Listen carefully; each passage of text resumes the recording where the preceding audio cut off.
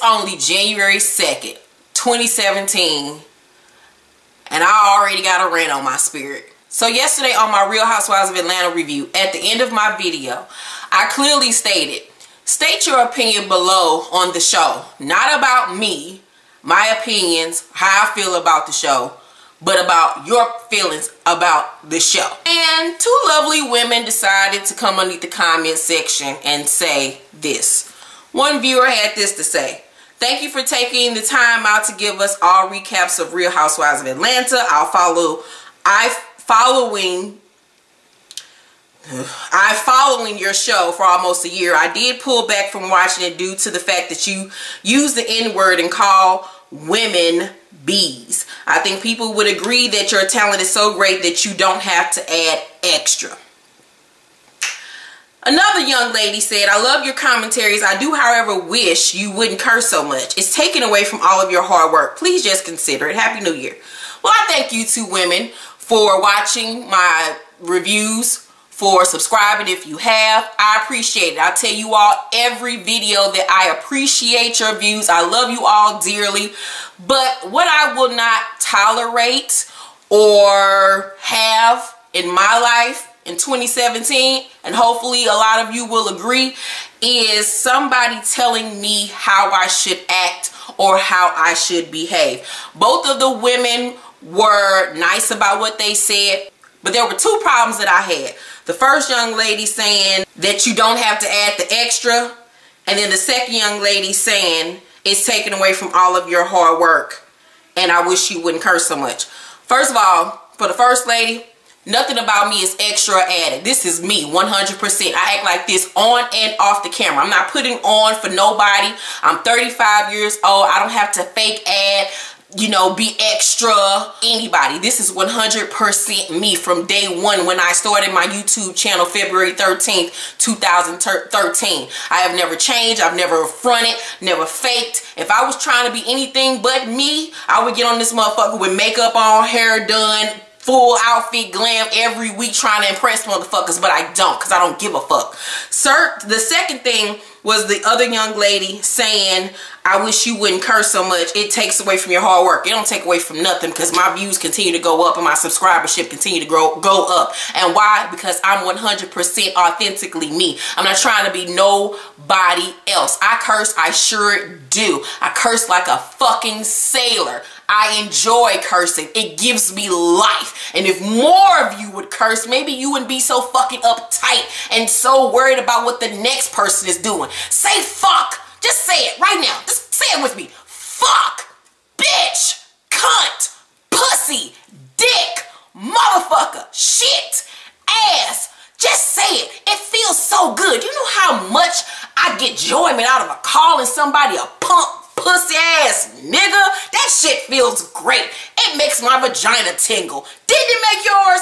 So in 2017, what I want for people to do is worry about themselves. Worry about you. I can't go on your job and tell you how to act and behave. And secondly, this ain't even my goddamn job. Once again, I do this for fun. For pure entertainment. Nothing is to be taken seriously. Yes, I curse. Who the fuck curse? I'm not raping you. I'm not stealing from you. I'm not murdering you. I'm not fucking your husband. I'm not fucking your kids. It's a curse word. Get the fuck over it. I'm grown as fuck with grown ass bills, grown ass pussy, big ass titties, a 17-year-old son, and big ass grown ass bills. If Jesus ain't got a problem with me cursing, if Patricia ain't got a problem with me cursing, my mother, if Carl doesn't have a problem with me cursing, my father, and if my son Kyrie doesn't have a problem with me cursing, then neither should you. And even they have limited say, goddammit. Like I said, be worried about yourself. Stop trying to change people and make them into what you feel comfortable with. If you got comfortable with you, you wouldn't even be worried about me cursing. And once again, if me cursing, if me being me offends your delicate soul or your delicate ears, unsubscribe. Please do it. You won't be missed. Love you anyway. This don't pay my bills. Them best-selling books that I've been distributing since 2000 and motherfucking 4 keeps the lights on in this son of a bitch. Once again, I hate to flex on a bitch, but please Google me. It's not just one article, not 2, not 3, not 4. It's several motherfucking pages, because once again, I've been in this shit for 11 motherfucking years. I've earned my fucking name in the industry. Google me if you don't know who I am. This is a hobby, this YouTube shit. Please don't get it twisted. Let's go into 2017 worrying about our goddamn selves and being comfortable with us. Worry about yourself in 2017, goddammit. Because I'm going to continue to do me, and be fabulous. Love you all.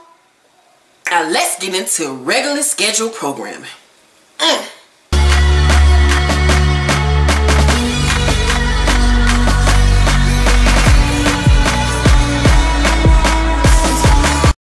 What's poppin', T-Squad? It's me, Keisha. I'm here with this week's All Tea, All Shade Love and Hip Hop New York Season 7 Episode 8 review. Let's get into this behind the scenes tea right now.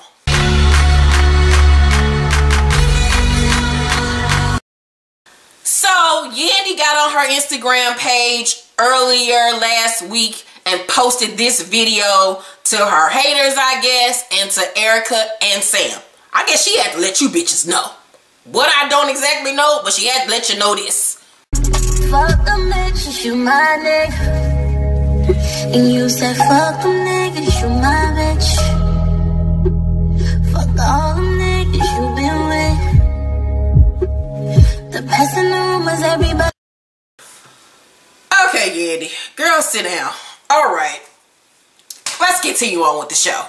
Yandy starts off this episode still crying about her revelation that her and Mendices are not legally married. Juju and Kim are still pretending like they didn't know about this shit in the beginning. She said that the paperwork is signed and she never sent it off. She ain't getting her money snatched for a crime she ain't motherfucker commit.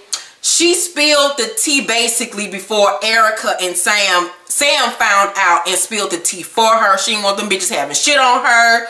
And she basically ain't trying to pay this nigga's child support. Now, all of my people on Facebook were saying that they're legally married now. She was just waiting until he signed the plea deal to do so. I haven't heard that. Maybe that's some tea that I have not found out yet. But if they're married, great. If they ain't, I still don't give a fuck. It's still suspect as fuck. I don't really give a fuck. Whatever. I'm sick of her, Sam, and Erica. But let's not forget they all in this shit together, getting a check together. Mariah Lynn and Cardi, and they matching ponytails. I'm so sick of them hoes matching. Is at the nail spa getting their nails and feet did, and Mariah tells Cardi about what happened with Bianca, and Cardi basically tells her, girl, you was kind of being a little messy. You shouldn't have been running your mouth. You should have just kept that shit to yourself. She says in her green screen that she feels Mariah needs to mind her business and Bianca needs to get out of her feelings so they can all be associates again. And I was like, see, Cardi girl, you smart. You real smart. Because keyword, associate. She know these hoes and her friends for real in real life. Y'all are co-motherfucking workers. So she tells Mariah Lynn that they need to make up. Mariah gets into her family issues. She's having a problem with her sister who stays with her. And she feels like her sister has a chip on her shoulder. Cardi understands that she goes through shit with her little sister Hennessy. Later on in the episode, Mariah talks to her sister. They talk about their issues growing up and they make up. So Peter is back, y'all. Peter is back in business. He's back to set things straight with the Creep Squad. He's there with Rich and Self tells Peter what happened with the whole Cisco situation. Like he Don Corleone and shit. He was like, I got an offer for you that you cannot refuse. And I'm like, who in the fuck is Peter? He ain't nobody. Like, what the fuck? So Self says that he kicked Cisco out the Creep Squad, and Rich and Peter just throw a cracking up laugh. Rich is excited about this because Rich don't like that nigga. He want him gone anyway. Peter says that they should talk and tell him how they feel because Peter got his own beef with Cisco because he had a gig. You know, they do that little club promotion shit. It was for 10 stacks. He get there and the club promoter tells him that Cisco said that they ain't cool no more and to not let him into the club. So he lost out on 10 grand. And Peter feels like he's taking food out of his 10 children's mouths. I'm like, he need that stack because he got a whole slew of kids to motherfucking feed. So I would feel some type of way too. Kimbella and Jay are at a fashion show during Fashion Week. Jay says that she left and went back to Chicago for a minute, but now she's back to work on her own career and to get Snoop back. Lies you tell. Okay, she want to help Snoop record label Gorgeous Gangsta and help her find some artists to show her support, aka still get a gig out of dating this bitch, because you still trying to get some type of job out of this woman. You don't really just want to be with her. You just trying to figure out a way to maneuver your snake ass on in there to get a goddamn job. So Remy and her blonde wedding wavy wig, which I hated because it just looked so dry. It looked like the Sahara Desert. It looked like my pussy. So she meets with Juju. And she tells Juju about Pap managing herself, they kids, and him possibly wanting to get back into the rap game. And she just wants her husband back because him managing her and doing all this management work is like fucking with their relationship. But she just wants them to have a regular husband and wife, you know, relationship. And she wants to bring someone else in to help manage to take off the load on his back. I agree. Juju brings up the kid situation and how she promised Pap that she was going to give him a baby within a year. And she was like, look, I want to have a kid, maybe even 2, but I don't understand how I'm going to be able to have a kid and manage my career. I don't see how it's going to work. I'm going to at least have to take a year off. Which is true. She's at the height of her career, the height of her success right about now. I wouldn't personally be ready to have a kid right now, especially with all the success she's had. Her and Fat Joe are about to finally release their album, which they promise going to have even more hits. So like, she's just on fire right now. She needs at least another year or 2. And I understand Pap has, you know, been waiting for her. He waited the 8 years she was in jail. So I understand how he feels too. But you got to strike while the iron is hot. So Yandy talks to Mendices over the phone. He tells her Erica didn't call the police and she's, you know, relieved by this. He asked her if she called Asim a break baby. She was like, have I ever said that to you? Have I ever said that to you? Have I ever called him that around you? And I'm like, well, you might have not have called him that around him, but you clearly stated that shit. You did call him a fucking break baby. Cop to the shit, girl. You said that shit. Now, Yandy, come on now, bitch. Now, you tripping. So she gets upset, saying, you know, I can't see you. I can't see the kids. I don't know what I'm gonna do. Bitch, don't worry about it. Them hoes don't want you to see that goddamn kids. Fuck them goddamn kids. Worry about your 2 goddamn rugrats. Shit. See them motherfuckers when that nigga get out of jail. Shit. Fuck them damn kids. It ain't that fucking serious. So she tells him that she told Kim, Bella, and Juju that they still ain't married. He like, hold the fuck up. Skirt. What the fuck you mean we still ain't legally married? Why you ain't sent the paperwork off? The case is closed. It ain't pending no more. You can send that shit off now. What's the hold up? And she just sit on the phone quiet. And he trying to figure out, bitch, why the fuck you still ain't send off this paperwork? It's something you need to tell me. And I'm just looking at it like, well, obviously she still don't want to fucking marry your ass legally. Now, like I said, everybody was saying online that she sent the paperwork off now and that they are legally married now. Until I heard out her mouth, I'm going to just continue to assume that they're still not legally married. I don't know if she still don't want, you know, the girls to come after her for child support, but my supporters on Facebook were saying that the girls can't go after her for child support unless she files a joint tax return. And you know you ain't doing that shit. So Snoop with her one-armed artist Ike, I'm not shaming the one-armed people, it just came out funny. She's trying to sign him to Gorgeous Gangsta. Jay show up to talk. They sit down and Snoop is like, so how you been? You know what I'm saying? How you been? You know, you looking kind of real crazy right about now. You all right? You know what I'm saying? You looking kind of teary in the eyes. What the fuck is going on with you? And Jay's like, I don't know.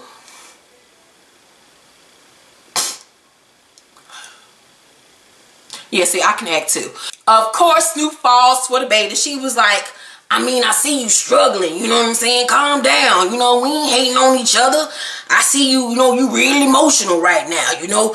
How about we just pray together? Let me make sure you good. And Jay was like, you gonna pray for me? Would you steal for me? Yeah, if that shit belongs to you. Would you kill for me? Yeah, if that life would limit you, then feel for me. Y'all remember MJG 8-Ball? So anywho, so Snoop grabbed her hand and she like, Heavenly Father, take whatever burden on her mind up off her, you know, off her spirit and shit. You know what I'm saying? In Jesus' name I pray, amen. I was like, nigga, that's it? I was like, what kind of fucking prayer is that? Okay, he listens to all of them.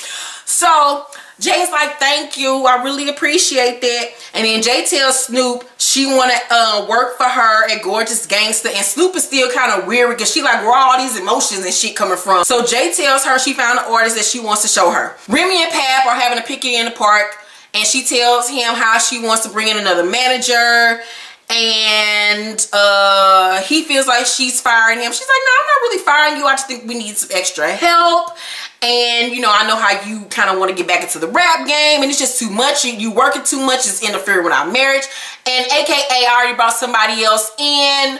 Basically, deal with it. Trust me, I love you, I got you. He felt some type of way, and I just feel like at this point they need their own little reality show, especially since T.I. and Tiny, oh, defunct ass marriage is finally about to be done and over. She finally got tired of his cheating ass. So I feel like Remy and Papoose and their kids can come and be the new Ghetto Cosby's. So Samantha and Erica are creating a clothing line called Trendy Boys that ain't nobody gonna buy. So Erica invited her lawyer to talk about Yandy changing the locks. The lawyer tells her that neither Yandy or Mandy, Mendices, can change the locks on her, and she can go to family court and get a protection order against Yandy if she keeps on pulling these stunts. The lawyer then spills the tea that Yandy and Mandy might not even be married because she can't even find a name change on Yandy. And I'm like, okay, remember 2 seasons ago when Yandy was pregnant with her daughter, she said she legally changed her name. So you lied about that too, girl? What else you over there lying about, Yandy? Ooh, girl, we see you. Ooh, ooh. Erica and Samantha are ecstatic about this dude. They was like, ooh, I knew that bitch wasn't shit. I knew she was fraud, fuck, trash can. Yeah, I knew that bitch wasn't shit. And they can't wait to blast her about this news. Jay takes Snoop to Sophie Green's video shoot, and we find out that she's the artist. She says she talked to Sophie and they work things out, and she actually likes her music.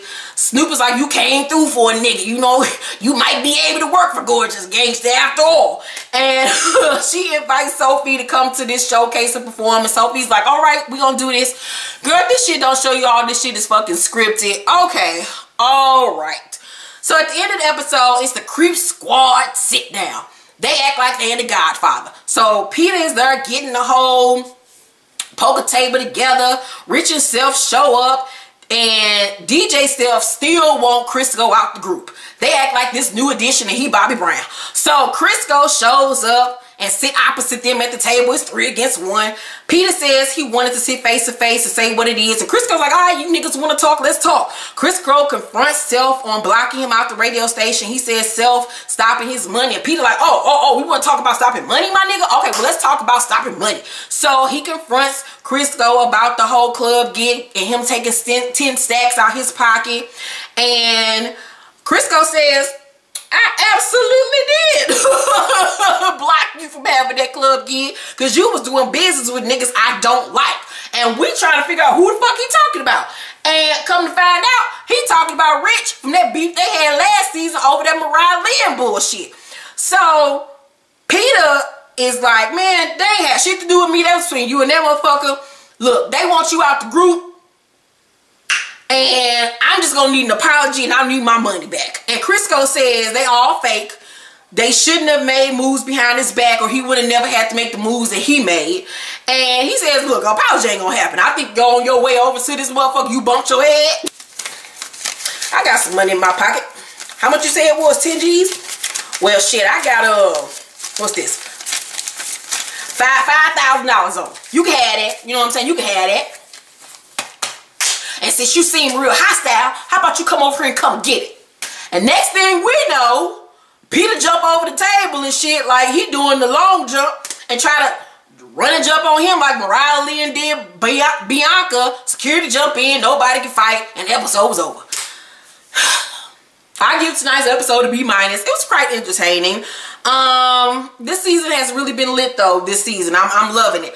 Let me know down below what you thought about tonight's episode. Please make sure to thumbs up this video and subscribe, and then turn on your notification button. That is that bell, so you can know when my videos drop. Love you guys.